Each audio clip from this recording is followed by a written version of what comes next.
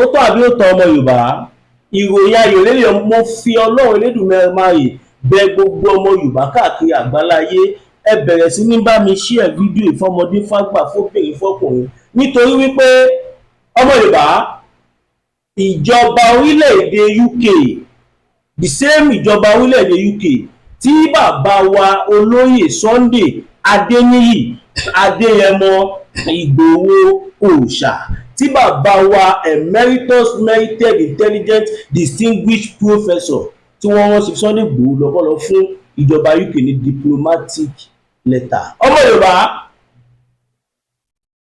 kódà bí mo ṣe ń bá yín sọ̀rọ̀ yìí ẹ̀rí wà o ohun tí mò ń sọ yìí ẹ̀rí wà tó dájú kò dẹ̀ ń ṣe torí nǹkan yìí nìkan mo ṣe ń sọ̀rọ̀ torí nǹkan méjì ni ọmọ Yorùbá a kú oríire mo sọ fún yín mo ní bàbá Akíntóyè tẹ̀ ń wò yẹn Ọlọ́run ló gbé bàbá yẹn dìde olóyè Sunday Ìgbòho tẹ̀ ń wò yẹn Ọlọ́run ló gbé wọn dìde ẹni tó lòun bá dé ìwọ̀n níṣẹ́ àfikún jẹ́ṣẹ́ yẹn lájẹyè òun lẹ́sẹ̀ wípé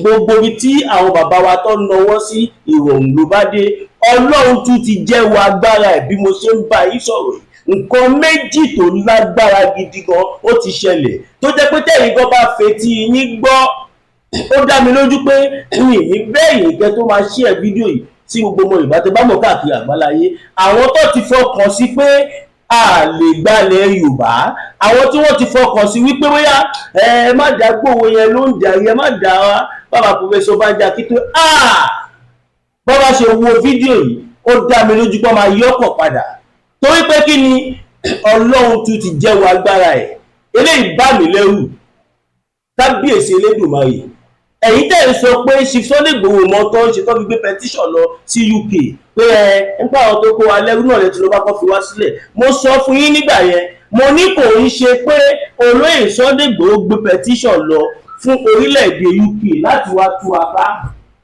tẹ́ bá fẹ́ fi ọgbọ́n mọ ohun tó wà nínú lẹ́tà yẹn ẹ máa farabalẹ̀ bí ó bá ṣe ń jẹyọ ká máa yọ fún yín gẹ́gẹ́ bí mo ṣe fẹ́ yọ ilé ìfún yín Ọlọ́run ti jẹ́wọ́ agbára ẹ̀ orílẹ̀-èdè gbogbo ara rántí pé bàbá wa olóyè Sunday Ìgbòho mú diplomatic petition wọ́n mú lọ fún orílẹ̀-èdè UK bí orílẹ̀-èdè UK dẹ̀ ṣe tẹ́wọ́ gbà á wọ́n jẹ́ ká mọ̀ pé ó ti dọ́wọ́ àwọn tí àwọn Nàìjíríà tí àwọn olórí burúkú Fúlàní àwọn olórí burúkú ọmọ àtọ̀húnrìnwá tó torí ẹ̀ tó bẹ̀rẹ̀ sí ní gbógun wọ́n gbógun débi wípé wọn ò fi bò mọ́ torí pé ohun tó lóyè Sunday Ìgbòho tọmọ Yorùbá wọn àti bàbá Akíntóyè ohun tó ní kó lọ ṣe yẹn wọ́n mọ̀ pé ohun tó máa sùn èso rere ni lára àwọn èso rere yẹn ti wá ń jáde báyìí mo pé no èmi nìkan kọ́ ni màá jẹ́ kẹ́ gbọ́ èmi nìkan kọ́ ni màá gbọ́ eléyìí mo máa ń sọ fún yín mo ní tẹ́ bá ti wà lórí ìkànnì Masbi TV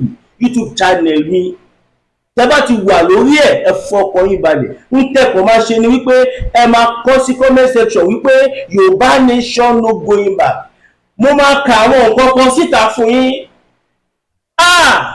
ọmọ Yorùbá ọmọ orílẹ̀-èdè UK wọ́n tún ti fún wa ní àwọn ìdí tó ṣe já wípé Yorùbá gbọ́dọ̀ kúrò ní abẹ́ Nàìjíríà as soon as possible ẹ̀dẹ̀ má gbàgbé mo ní nǹkan méjì mo gbé wá mo máa ṣe kọ́mọ́kọ́mọ́ torí pé kí ni mò ń ní àwọn ìpèníjà kan láti bí i 5 days now tó jẹ́ wípé ó jẹ́ nǹkan tó ń ba ọkàn mi jẹ́ lágbára Ọlọ́run mo pọ̀ Ọlọ́run máa rọ̀ mí lọ́kàn aláàánú mo pọ̀ Ọlọ́run á ràn sí mi gbogbo ẹ̀yin tí ẹ̀dẹ̀ tí ń ṣíjú àánú wò mí lágbára Ọlọ́run gbogbo ibi táwọn ọmọ tí náà bá lọ káàkiri àgbáláyé wọ́n á máa bá àánú Ọlọ́run pàdé ní láti anything àtẹ̀yìntẹ́ fún mi àtẹ̀yìntẹ́ fún mi ni mò ń ṣàdúrà fún kódà mò ń ṣàdúrà fẹ́yìn ọ̀tá mi náà ẹ̀yin tẹ́ ń ra yín bí ọ̀tá mi torí mi ò bẹ́ẹ̀ ní kọjá ọba ò bẹ́ẹ̀ ní kọjá ọba kí gbogbo lé ọmọ gbòòrò bẹ́ẹ̀ ní kọjá ọba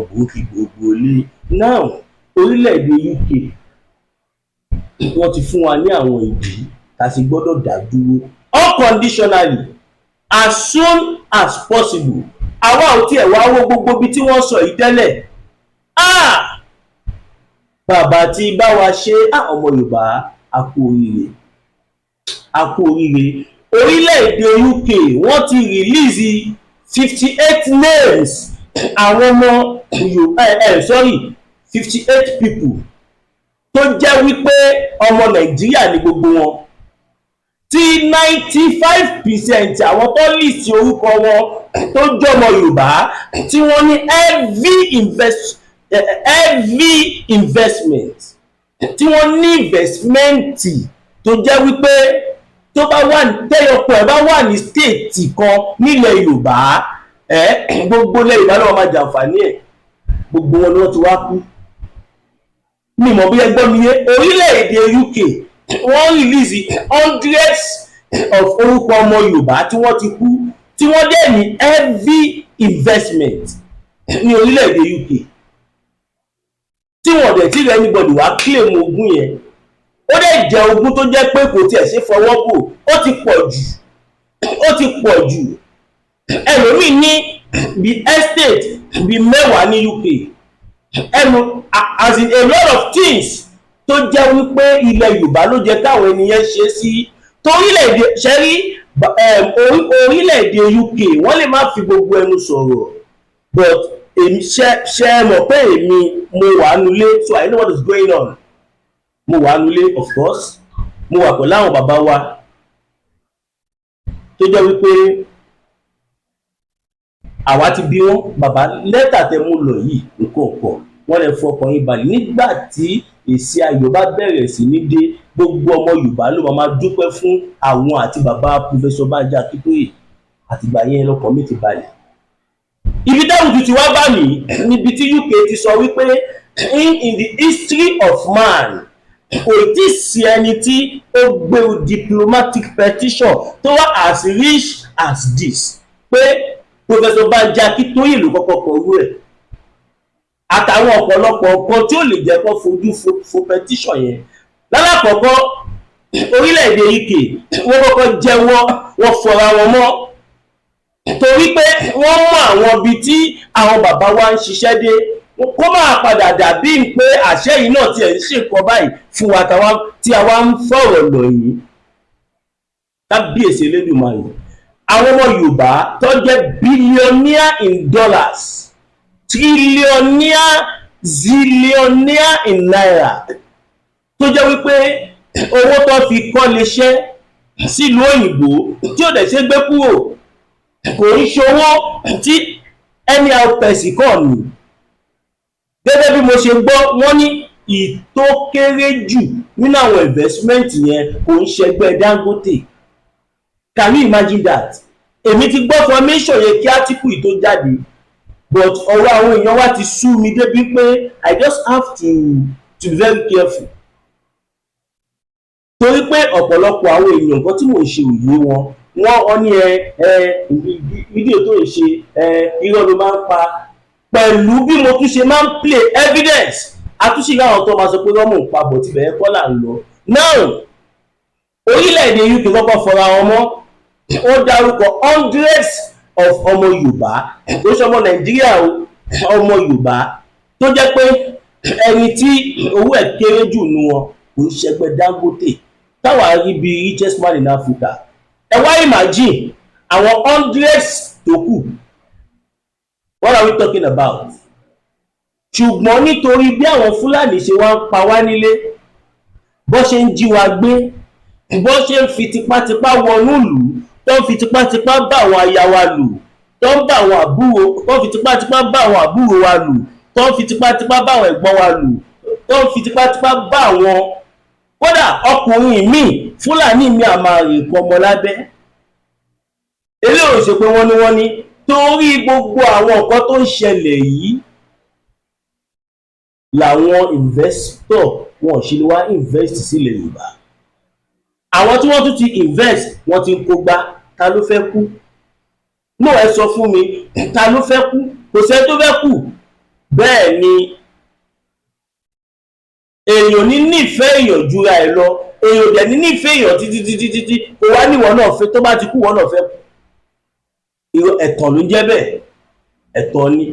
Ọlọ́run tó sọ wọ́n ní love your neighbor as you love yourself, tó túmọ̀ sí pé wọ́n fún ara ẹ̀ o gbọ́dọ̀ kọ́ ní ìfẹ́ ara ẹ̀ kó tó lè ní ìfẹ́ ọmọlàkejì. Bíbélì gan fìdí ẹ̀ múlẹ̀, Àlùkùránì náà fìdí ẹ̀ múlẹ̀.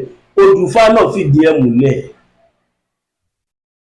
Kí ló wá dé táwọn ọmọ ìbà ìgbogbo kọ́ ni kókó wà o. Ẹlẹ́kejì yẹn nǹkan kì í ṣẹ̀ṣẹ̀ ràgó kó tó di pé màá bá ọ̀rọ̀ yìí lọ, àbí kí tiẹ̀ kárúkọ àwọn ni ó ló dà pé YouTube ò fẹ́ nǹkan bẹ́ẹ̀ yẹn kéèyàn máa pe correct details àwọn èèyàn, ó lè jẹ́ kó fagilé fídíò ìpèkè yọ. So but mo fi ń dá list yẹn rèé, these are the list. Ṣẹ́wé yapa àwọn ọmọ Yorùbá tó jẹ́ pé wọ́n ní heavy property tó yẹ kó wà nílẹ̀ Yorùbá, ṣùgbọ́n nítorí interest àwọn Fúlàní wọn jẹ́ kó ṣẹlẹ̀. Ẹ jẹ́ sáré ka díẹ̀ nù kíní ìfún yín ní ìkànnì dárúkọ àwọn ènìyàn, please bear with me. Lẹ́yìn ẹ̀ màá wá bọ́ sórí ẹlẹ́kejì, kódà ó lè jẹ́ pé evidence yẹn ni màá kọ́kọ́ fi bẹ̀rẹ̀ fídíò ẹlẹ́kejì. Ọmọ Yorùbá olóríire pọ̀ nílẹ̀ Yorùbá. Olóyè Sunday Igboho sọ ẹ̀gbọ́n ni bàbá wa Professor Banji Akíntóyè wọ́n pariwo fún wa. Ọ̀pọ̀lọpọ̀ ọmọ Yorùbá ni wọ́n rò pé ilé àwọn ọmọ òun ní UK ti sọ yìí, ṣé UK náà tún parọ́? Ẹ máa gbọ́ o, wọ́n ní UK government releases the name of pied, mi ìfẹ́ lo ikú lóyìnbó tó yí China tower. UK government releases the names of pied Nigerians with unclaimed estates. Searches for relatives. Go and claim your late relatives property. Ṣé ń gbọ́? The UK government has released a list of unclaimed estates, not estates belonging to individuals from different countries who died in the UK, including a lot of Yoruba people. Ṣẹ̀rìbẹ̀rẹ̀ mi ìfẹ́ kà ní òyìnbó ni. Now wọ́n ní this estate has been listed as bona vacantia, meaning they have been unclaimed for a certain period and are now the property of the crown. Tó túmọ̀ sí pé tí màá ṣe mistake ṣe rò pé masbi èdè ò ń ṣe Yorùbá, èdè ò kì í ṣe English, ọmọ Yorùbá ni mí. Káàdì mo mú ṣe lè translate ẹ̀gọ́ Yorùbá ló yẹ kí n fi kà. Bọ̀ tó yà wọ́n ọ̀pọ̀lọpọ̀ àwọn èèyàn wa tẹ́gbẹ́ ta bá sọ ìyẹn ò ṣe èbú ìbú anybody, kò ń ṣe gbogbo ala nífẹ̀ẹ́ ká sọ òyìnbó náà. Now but kí o gbìyànjú lè gbọ́kọ̀ tí mo sọ ni mo ṣe ń sọ, but if not me bá ti translate ẹ̀ nítorí wá fún yín. Wọ́n ní in the updates list released on Monday this week, March 24, the UK government released that of total 5,806 people from different countries, pied with no one to claim their properties. The list include the names, dates of birth and death, and places of death of the individuals. Name of the pied individuals are ọwá dárúkọ gbogbo àwọn ọmọ Yorùbá tí wọ́n ní ogún tó yẹ pé ìkọ́nú àwọn ogún yẹn ó tó settle gbogbo problem ti state mi ní Nàìjíríà, if not the whole of Nigeria. Yes, èmi mo sọ bẹ́ẹ̀ fún yín. Ẹ wo àwọn nǹkan yìí, ṣebí àwọn ìdí tí àwọn olórí burúkú Fúlàní Kàbà tí wọ́n ṣe gbé distraction wà lélẹ̀, torí pé wọn ò fẹ́ jẹ́ kó invest sí Nàìjíríà. Wọ́n mọ̀ pé any investor tó bá ń bọ̀ ní Nàìjíríà ilẹ̀ Yorùbá ló ń bọ̀, lẹ́yìn ẹ̀ ló kanlẹ̀ Igbo partially. Wọ́n mọ̀ pé ilẹ̀ Igbo ló ń bọ̀, pàápàá jùlọ Èkó, Ògùn, Ọ̀yọ́, Ọ̀ṣun, Oǹdó, Èkìtì, Kogi, Kwara, gbogbo àwọn 8 states ilẹ̀ Yorùbá yẹn wọ́n mọ̀ pé 99% investment tó bá gbé wá ibẹ̀ ló ń lọ. So wọ́n wá fi ṣe kàkà kíkú má jẹ sèse, á fi ṣàwádànù. àwa ń sọ fún bàbá wa Bọ́lá Ahmed Tinubu pé kò ń sọ̀rọ̀ president nìkan, a tún ti rí nísìnyí pé tún ti ń campaign for second time.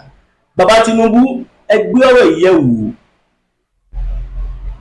Bàbá Tinubu, Ọlọ́run ti ṣe, ẹ ti jẹ president, ẹ ti wà nínú list, ìtàn ò lè gbàgbé yín láéláé. Tẹ́ bá lè rántí dáadáa, nígbà tẹ́ ọkọ fẹ́ lọ alákọ̀ọ́kọ́, apariwo bàbá Tinubu ẹ jọ̀ọ́ ẹ kí gbọ́ aṣọwọ́pọ̀ ká dá dúró, ó dá wá jẹ president wa lẹ̀ Yorùbá, ẹ wá ṣe gbẹ́ wá ṣàwò.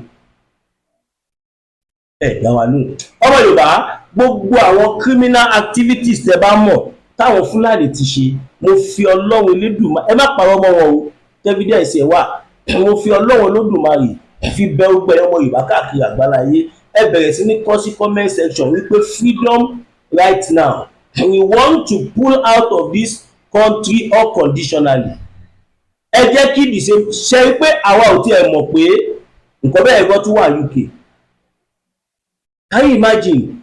Ṣebí tí wọ́n rí ni wọ́n sọ yẹn, ìtí wọ́n rí kọ́, àìmọye ọmọ Yorùbá tó jẹ́ wípé ó ṣí company lórúkọ ọmọ ẹ̀ tàbí lórúkọ business, a lot of reasons ni ó ṣe jẹ́ wípé wọn ò lè get gbogbo àwọn ènìyàn tán. Ẹ wá dúró investment tó jẹ́ táwọn ọmọ Yorùbá tí wọ́n ti kú sí UK tó dẹ̀ pé they are billionaire in dollars. Gẹ́gẹ́ bí mo ṣe sọ, mo ní téèyàn bá ní billion ní US, UK, ní Germany, ní any western world, ó kàn ní fúnra ẹ̀ àtàwọn ẹbí ẹ̀ ni, ó ní fáwọn ẹbí ẹ̀ àti fúnra ẹ̀ ni, kò kọ́ anybody. Kò sí ètò lè ní láyé, kò kọ́ anybody, kò sẹ́ tó máa rí ẹ tó máa ṣe tíwálè fún tó bá ní oníṣàpọ̀ ara ẹ̀, àwa gan ni máa ní tiwa. Can you imagine? Ṣùgbọ́n àwọn owó bẹ́ẹ̀ yẹn tó bá kó wá sílẹ̀ Yorùbá, ó ní gudugudu méjì yàyà mẹ́fà tó lè ṣe nínú ayé àwọn ọmọ Yorùbá. Ẹ kàn imagine gbogbo àwọn tí wọ́n dárúkọ yìí kó wá jẹ́ pé ilẹ̀ Yorùbá ní investment tí wọ́n wà. Oh my goodness, we all know what it means. Politician kankan ò ní lè fi poverty control wa mọ́, because ohun tó fẹ́ lọ torí ẹ̀ lọ dọ̀bálẹ̀ fún politician ìwọ́n gan ní jù bẹ́ẹ̀ lọ. Ẹ kàn imagine kí medical wà free, kí education wà free, ká ní good road, housing for all, employment, standard education. Ẹ kàn imagine kó wà nílẹ̀ Yorùbá, ká wá ní standard electricity. Up 95% àwọn oníṣẹ́ ọwọ́ ni wọ́n lè ṣiṣẹ́ tó bá rí iná. Iná ìdẹ́ wà débi pé àwọn ìlú tí Nàìjíríà ń taná fún àtìrí tó celebrate 10 years tí globe wọn ò ṣẹ́jú rí. Gbogbo àwọn ìlú tá à ń lọ káàkiri táwa náà rí tó wà develop tó wà òkè yìí, most of them don't even have 1/4 of what we have in Yorùbá land. Àwa ò support ti pé kéèyàn dìtẹ̀ gbàjọba, ṣùgbọ́n ẹ lọ wo nǹkan tó ṣẹlẹ̀ ní Burkina Faso sí, ẹ lọ wo development. Ibrahim Traoré tí wọ́n ṣe kankan lè níyì, kí nìkan tó ṣe, ó ní òun máa bẹ̀rẹ̀ sí ní fún gbogbo ọmọ yunifásitì ní 100,000 sefa tó wà approximately to almost 400,000. No, 100,000 sefa.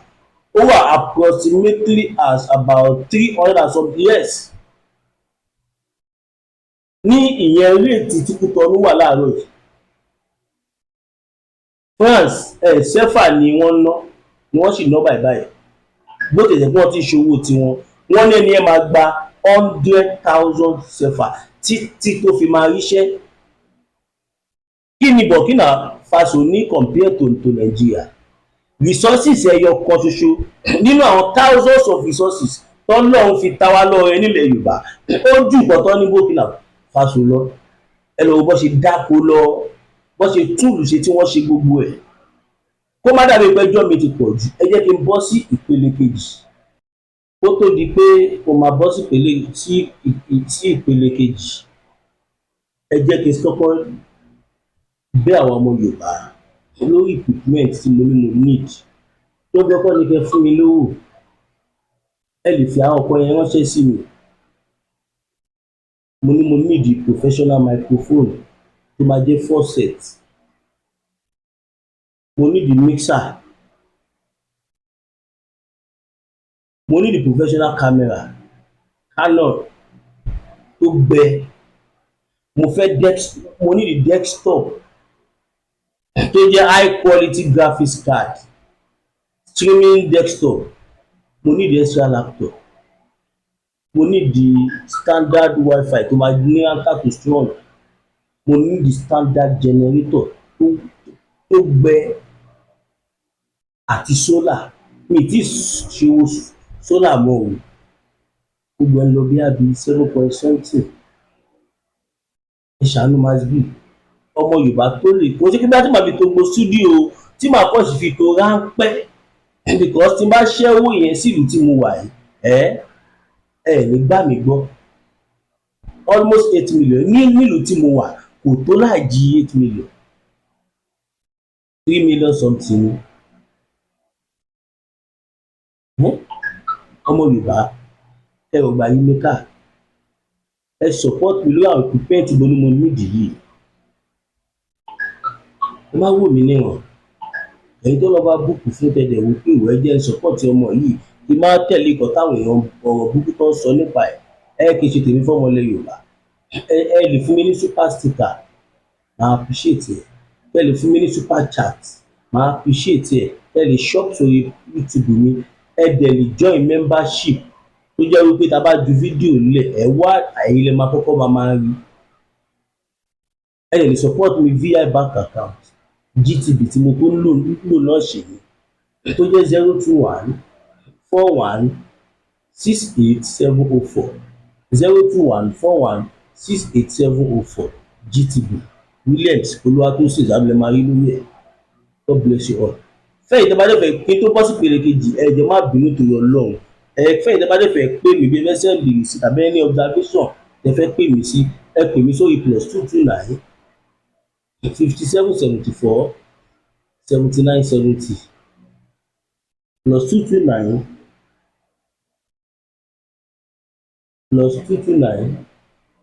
5774 70, tàbí kẹ́ pè mí sórí Nàìjíríà nọ́mbà mi, WhatsApp nìkan ni o, 081 76 03 4216 081 76 03 4216. Now kí wá bọ́ sórí ọ̀rọ̀ Governor Adeleke. Ọmọ Yorùbá, Governor Adeleke wọ́n ti bínú, wọ́n ti tú àṣírí àwọn tó ń gbàbọ̀dè fún wa ilẹ̀ Yorùbá. Tí bá níná ń jó lórí omi, ẹni lọ kéré ẹ̀wà. Governor Adeleke ti yarí pé ìtàwọn bá tún rí irú ìwà bẹ́ẹ̀ yẹn lọ́wọ́ ẹ̀ náà àwọn ọba ó bá tiẹ̀ lọ, pé ọba tó bá tún dàrú. Ó jẹ́ kẹ́ mọ̀ pé kí Governor Adeleke tó lè dárúkọ àwọn ọba kan, but kọ́ náà fún wọn ní last warning. Gẹ́gẹ́ bí mo sọ fún yín, mo ní mo receive intel, mo dẹ̀ rí online níbi tí mo ti wá mọ̀ wípé ìjà tí wọ́n ń jà l'Ọ̀ṣun state, tó ń para wọn, tó ń pagbá, tó ń pàwo, tó ń dàlúrú, wọ́n fẹ́ fi dìtẹ̀ Governor Adeleke ni. Bó tiẹ̀ jẹ́ pé àwa support wa Nàìjíríà, bó a gbọ́dọ̀ rúùtọ́ ọ̀rọ̀ ká máa sọ. Ohun tẹ́ ń gbọ́ níta kọ́ ló ṣe ṣe pé tọ́pìkì yẹn ti change nísìn. Ohun tó kọ́ sọ tẹ́lẹ̀ ni pé àwọn APC ń bá PDP jà, PDP ń bá APC jà. Nísìnyí ìṣẹ́gbọ́n kan tí gómìnà sọ, gómìnà fara wọn ti jáde sọ̀rọ̀.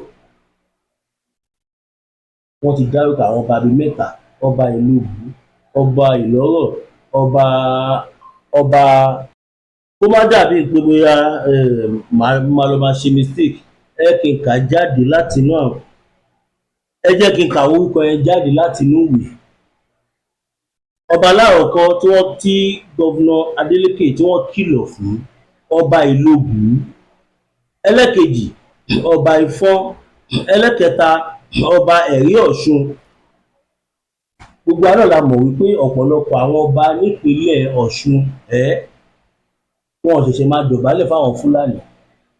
tẹ́ bá dẹ̀ rántí mo sọ ní last time mo ní pé a gbọ́ pé allegedly gbogbo tí mo ti sọ látàárọ̀ bọ̀ nínú program allegedly ni eléyìí náà allegedly now wọ́n ní àwọn Fúlàní ló ń lò àwọn kan ní ìpínlẹ̀ Ọ̀ṣun láti máa da àlàáfíà ìlú yẹn láàmú. Ẹ wo adúrú èèyàn tí a gbọ́ pé wọ́n pa tó kú ní ilé àtàkì Ọ̀ṣun. Wọ́n láwọn àgbààgbà Fúlàní wọ́n bẹ gọ́vùnà Adeleke pé àgbọ̀bọ̀ fi àwọn afẹ̀míṣòfò tó mú ilẹ̀ fi wọ́n lè jọ máa bá tiwọn lọ máa kílíkọ̀ kílíkọ̀. I was not there allegedly. Wọ́n ní gọ́vùnà Adeleke yarí pé láyé kò jọ èèyàn ní máa pààyàn kó máa ṣe gbòǹkọ yìí kó má wàá jẹ̀yà ìbọ́sùlù. Ṣé mọ̀ pé gọ́vùnà Adeleke ìpínlẹ̀ ọlá ni wọ́n ti wá, kò ń ṣe ẹni tó ṣe ń wá nǹkan tó máa jẹun, omi ti wà láàmú plus ni governorship jẹ́ fún wọn. Yá gbogbo alamọ̀ wọn dáhùn tó àwọn Fúlàní yẹn, òun la wá gbọ́ pé torí ẹ̀ ni wọ́n ṣe ń bá wọn jàjà tó ń bá wọn jà yìí. Nísìnyí báyìí ṣe pé wọ́n sọ pé àwọn APC and PDP mọ̀ mo tẹ́ ń gbọ́ sí ni pé àwọn ọba mẹ́ta kan dàlú. Àìmọye fídíò àwọn ọba ní Ọ̀ṣun state àti rí. Ṣé ti Rashidi Olúwo la fẹ́ sọ ni tó sọra ẹ̀dẹ́rú Fúlàní, tó sọra ẹ̀ tó ń fi Islam gbojú, tó dẹ̀ pé ọ̀tọ̀ nìkan tó wà lọ́pọ̀ ẹ̀ àtòun àti tìwèrè tó máa ń játọ̀ yìí mufti àbí kí ni wọ́n pè. Àìmọye ìgbà táwọn pípù tí wọ́n ti ń push jihadist, àwọn tí wọ́n dẹ̀ mú yẹn tí gọ́vùnà Adeleke announce pé Boko Haram ni wọ́n. Tẹ́ bá rántí gọ́vùnà Ṣèyí Mákindé Ọ̀ṣun state, àwọn náà ti pariwo ẹ̀ síta rí, wọ́n jẹ́rìí sí ọ̀rọ̀ tí olóyè Ìgbòho sọ pé lóòótọ́ o àwọn ajínigbé àwọn apààyàn wọ́n ti wà ní inú Ọ̀ṣun state àti Ọ̀yọ́ state. Ta lẹni tó wá lè ràn wá lọ́wọ́ kí tó débi tí ìrànlọ́wọ́ á ti yọjú? Ẹ jẹ́ kọ́kọ́ ìsáré play evidence fún yín níbi tí wọ́n ti ń rìpọ́ọ̀tù nǹkan tí mo sọ yìí. Wọ́n ti ṣèkìlọ̀ fáwọn ọba mẹ́ta kan.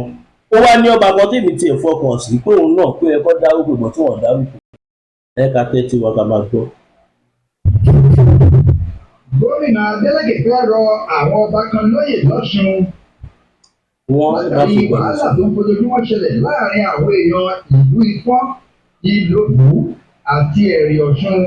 Gómìnà Adeleke ti kìlọ̀ pé ṣe lòun máa pàṣẹ pé kí àwọn ọba ìlú mẹ́tẹ̀ẹ̀ta lọ rọ́kúnlé tí ọba tó ń gbọ́dọ̀ òfin kankan níbẹ̀.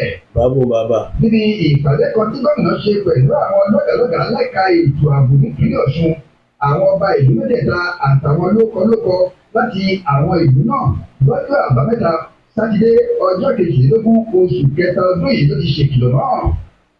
Adeleke ní wàhálà náà ti di lemọ́lemọ́ bí ẹ̀fọn apọkọjẹ, òun kò sì fẹ́ ogun mọ́ láàrin ìlú mẹ́tẹ̀ẹ̀ta.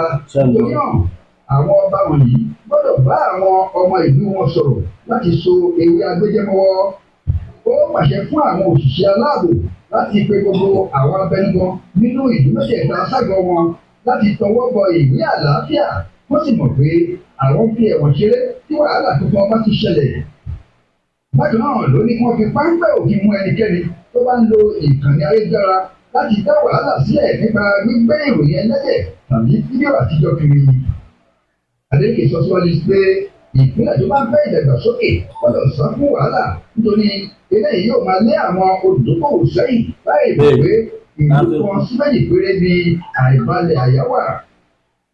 Ní àwọn ìlú mẹ́tẹ̀ẹ̀ta yìí ti wọnú ara wọn ju bí wọn kò ṣe lè gbé pẹ̀lú ìrẹ́pọ̀ yìí lọ. Wọ́n ṣe ti fẹ́ ọmọ ara wọn, wọ́n ti bímọ fún ara wọn. Ìdí nìyí wọ́n ti gbọ́dọ̀ gba àlàáfíà láàyè. Florence Babasola ló ṣàkójọpọ̀ ìròyìn fún alá. Now ọmọ Yorùbá ṣáwọn ọ̀rọ̀ ti fi ti àwa gbọ́ wọ́n ti fẹ́ suspend àwọn ọba kan. Èmi ṣẹ́rí ọ̀rọ̀ mi ó lè má tètè yọ pọ̀lọpọ̀ àwọn èèyàn, but inú mi dùn pé àwọn tọ́rọ̀ mi yé bí 95% tàbí 98%, àwọn tí wọ́n yé tí ó yé bí àbí 2%. Gbogbo wa nítorí Ọlọ́run, gbogbo ẹ̀yin tí bóyá wọ́n parọ́ mọ́ mi lọ́dọ̀ yín ni o, bóyá wọ́n ṣe gbá wọ́n ṣàwo ni o, ẹ má bínú. Gbogbo mọ̀ pé tó bá yá ohun tí mò ń ṣe ó máa yí ọ̀pọ̀lọpọ̀ àwọn tí wọ́n kọ́ tí ẹ̀ criticize mi tó ń destroy iṣẹ́ ọ̀tá mi láì ṣe mi.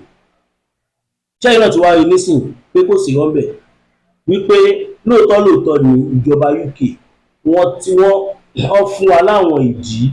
Àwọn ìdí tí wọ́n dẹ̀ fún wa ni wípé wọ́n dárúkọ ọmọ Yorùbá tó lọ bí ilẹ̀ bí ẹni tí wọ́n ní heavy property. Ó túmọ̀ sí pé Nàìjíríà yẹn kò ń ṣe ibi tó yẹ káwọn ọmọ Yorùbá wà. Kó má dàbí pé bóyá mi ò ṣe kinní. Ẹ má bínú, ẹ ká sáré dẹ̀ka ìpolówó ọjà. Ó dẹ̀ dùn mí ṣá.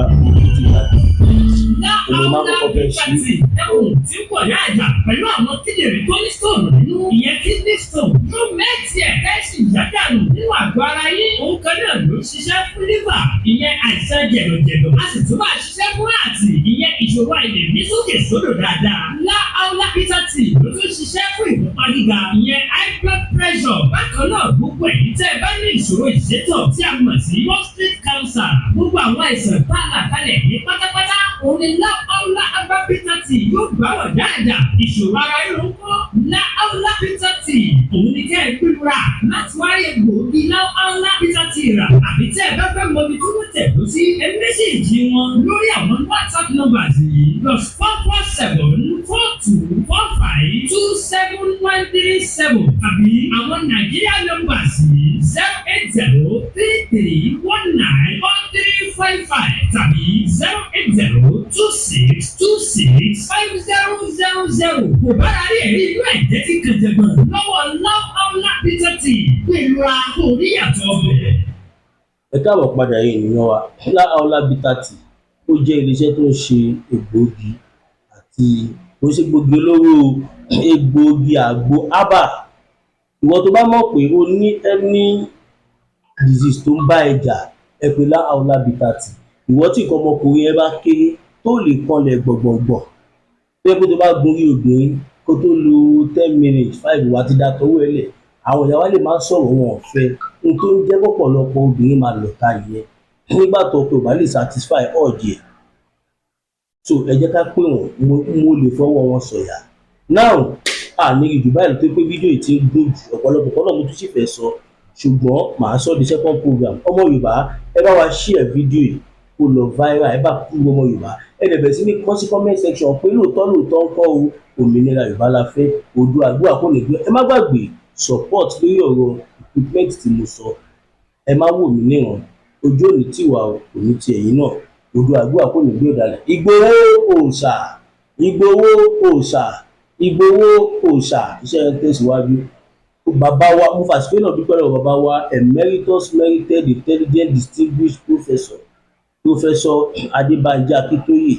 Oòduà kò ní gbé ọ̀dàlẹ̀. Mo dẹ̀ dúpẹ́ lọ́wọ́ gbẹ̀rù Fẹ́mi tó pé gbogbo ìgbà tẹ́ bá ti rí mi online bá ẹ máa pè lọ́pọ̀ ìbọ̀. Ẹ ṣé mo dúpẹ́, ọ̀pọ̀ náà wá nífẹ̀ẹ́ yìí náà. Nígbà tá a bá máa gba ilẹ̀ Yorùbá, a ò ní fẹ́nikẹ́ni ní ṣàwátì. Àtèmi náà tẹbítẹbí taratara, a ní di àwátì, a ní wà láhàámọ́, a ní sí nínú àìsàn, a wà nínú ìlera àìkúbálẹ̀ ọrọ̀ láti lè witness òmìnira ilẹ̀ Yorùbá ní kíákíá. Oòduà kò ní gbé ọ̀dàlẹ̀.